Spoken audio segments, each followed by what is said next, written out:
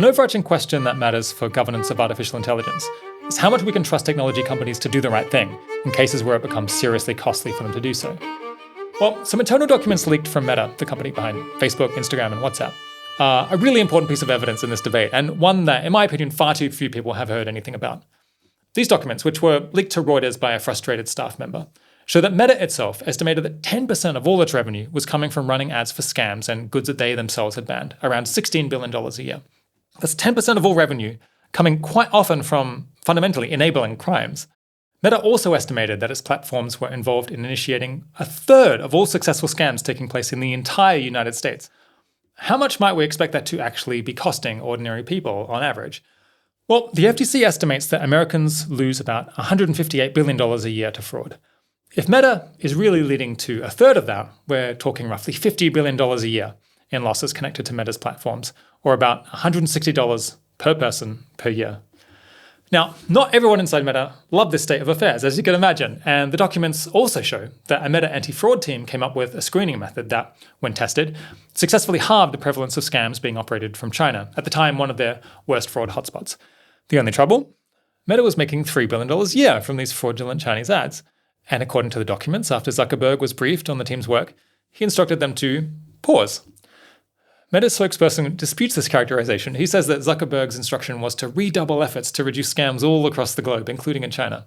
But whatever he said, what actually happened is that the China-focused anti-fraud team was disbanded entirely, and the freeze on giving new Chinese ad agencies access to the platform was lifted.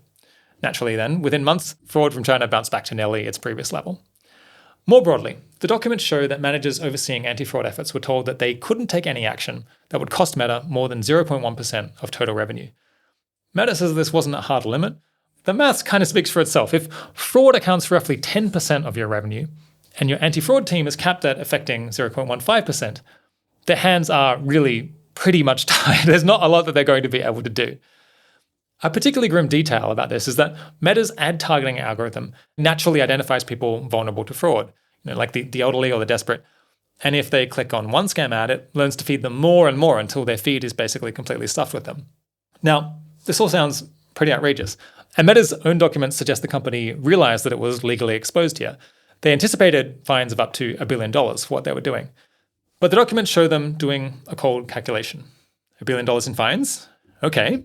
But wait, we're making $3.5 billion every 6 months from high-risk scam ads in the United States alone. That figure, one document noted, almost certainly exceeds the cost of any regulatory settlement involving scam ads. So those fines to Meta just became another cost of doing business. Rather than voluntarily cracking down, the same document finds Meta's leadership deciding to act only if faced with impending regulatory action. So what are the takeaways of policymakers? First and most obviously, penalties have to scale with expected profits and the probability of catching a lawbreaker in the first place. Meta could look at $1 billion in expected fines and shrug because they were just making so much more money from running the fraudulent ads. If someone were to steal $1,000, we don't fine them $100 and let them keep the other $900, but that's effectively how the law was written to operate here. Second, voluntary commitments should be taken with an enormous bucket of salt. Meta repeatedly made them very strategically, just to buy time and stall binding regulation with no honest intention of following through in the end. The documents are quite explicit about that being a deliberate strategy. Another Reuters investigation revealed that Meta developed a global playbook for neutralizing regulators, including manipulating their own ad library so that when regulators searched it, scam ads were quietly scrubbed from the results and would give a misleading impression about how common they were. So third, I think regulators need genuine access to internal information. If the only window regulators have into a company is one the company completely controls, they're going to see whatever the company wants them to see. Thinking about all this has brought me back to an idea that I found myself repeatedly mulling over with respect to artificial intelligence governance. Compared to social media, AI technology changes faster, the potential consequences are larger, and the gaps between what companies know and what outsiders can verify is wider still. With AI systems, model outputs often have to be secret, for good reason, much more secret than social media posts. And regulators can't usually evaluate what a model is doing and why, and often even the company itself only vaguely understands. These systems are literally the first invention humans have ever made that can independently determine when they're being tested and have been demonstrated to strategically shift their behavior to try to trick the very company that made them about their personality and likely behavior once released.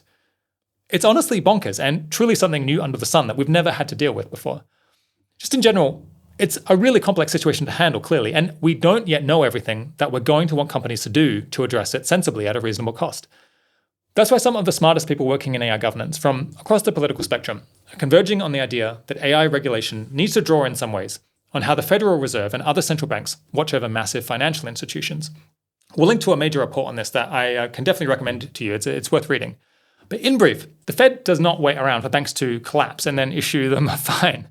It embeds supervisors directly inside systemically important banks, people who have deep technical expertise, who remain there full time, watching how decisions get made, reviewing internal risk models.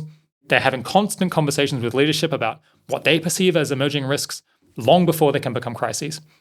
Dean Ball, who previously served in the Trump White House Office of Science and Technology Policy and is nobody's idea of a heavy-handed AI regulator, he told me on this podcast that bank supervision is actually quite analogous to what we ultimately might need for AI.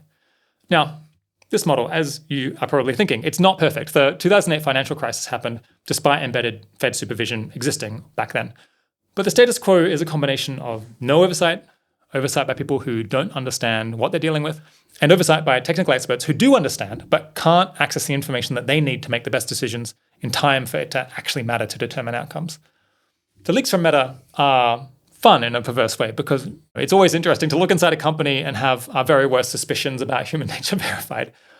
But waiting around for powerful tech companies to cause disasters before building an understanding of what they're up to is a choice that we as a society can make or choose not to make. We'll be trusting our companies with something much more important than targeted advertising. And in my view, this time around, we should aim to be sophisticated actors, not total muppets who the companies can just easily run rings around. And with that, I'll speak to you again soon.